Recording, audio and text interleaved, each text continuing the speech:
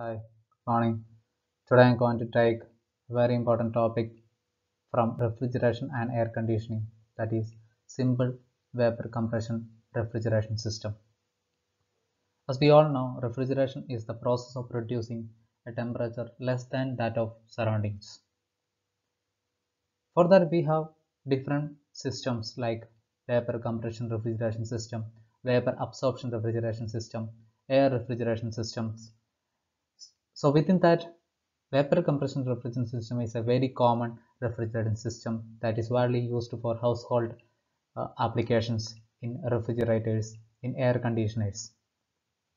What are the advantages of this system is that it's having a very high COP compared to other systems, and it's very compact.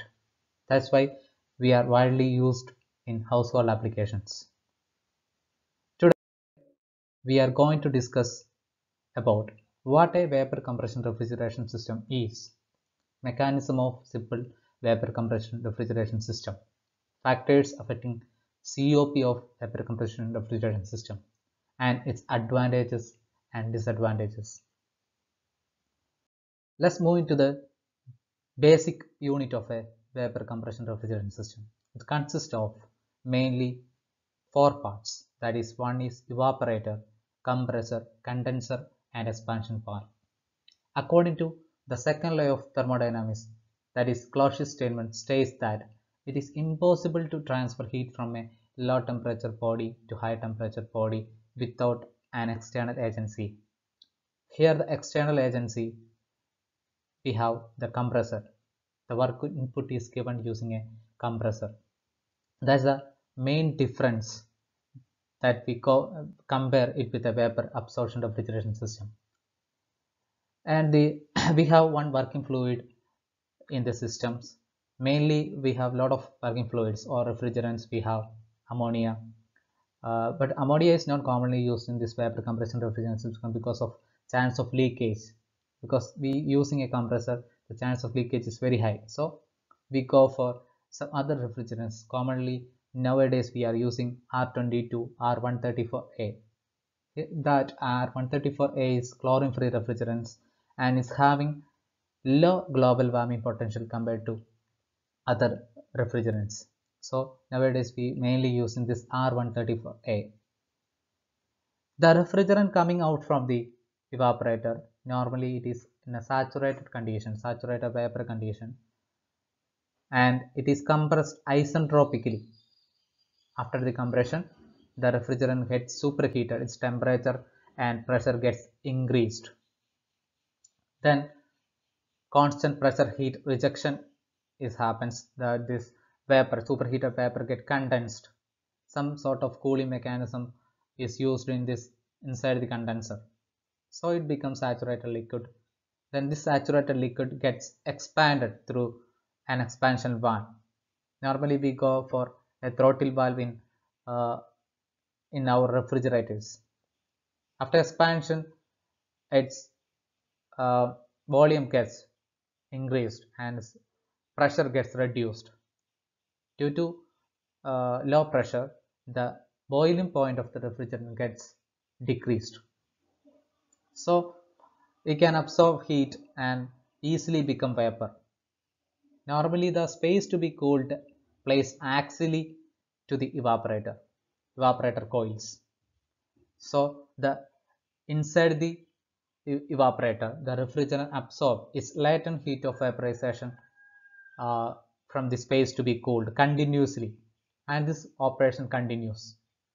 This is the basic uh, working of a vapor compression refrigeration system. Vapor compression refrigeration system is used in low refrigerating capacity applications, and the evaporator operates at a low pressure and condenser operates at a higher pressure region. Then if we go for a TS diagram and PS diagram, the 1 to 2 process is a isentropic compression. 2 to 3, no constant pressure heat rejection. 3 to 4, isenthalpic expansion. 4 to 1, this constant pressure, heat absorption. These are the major four process happens inside the vapor compression refrigeration system. Next is factors affecting the COP of vapor compression refrigeration system. Normally, COP means coefficient of performance and is equal to the refrigerating effect divided by work done by the compressor. We have effect on suction. We are going to analyze the effect of suction pressure, evaporative pressure, condenser pressure, and superheating and subcooling. What happens when evaporator pressure gets lowered? When the evaporator gets lowered, the COP of the system gets decreased due to the refrigerating effect gets decreased. And while condenser pressure increases, the same effect happens. Refrigerating effect reduces and the COP gets reduces. But in the case of superheating, what is actually superheating? Superheating is actually ensuring no liquid enters the compressor. For that, we superheat the refrigerant by using some sort of mechanism. Okay. While superheating, we cannot predict what happens to the COP. But if you use ammonia as a refrigerant, the COP of the system increases. But if we use other refrigerants, it may decrease. But in subcooling ensures no vapors enters the expansion valve, so that we cool the refrigerant coming out from the condenser to a low temperature that is less than that of saturation temperature of the refrigerant. So likewise, we can increase the refrigerating effect, but no effect happens to the compressor work. So effect of subcooling is always increases the COP because of the refrigerating effect gets increased. What are the advantages of this system? Vapor compression refrigeration system have smaller size, less running cost, large range of temperature available, higher COP, less complex in design and operations. The disadvantages: the initial cost is very high compared to vapor absorption refrigerant systems. The leakage of refrigerant chance is high. So normally we are using non-toxic refrigerants in vapor compression refrigeration systems. Ammonia is not used in this vapor compression refrigeration system because of is highly toxic. So it is widely used in vapor absorption high capacity applications. So in this system, we normally go for refrigerants which is non-toxic. Because normally we are using R22 or R134A. R134 having other advantage also. It is chlorine-free refrigerants. It's having low global warming potential. That is GWP. So low global warming potential. So it is widely using nowadays. And this vapor compression refrigeration systems is one of the very important topic, and it is widely used in household applications and air conditioners. So thank you.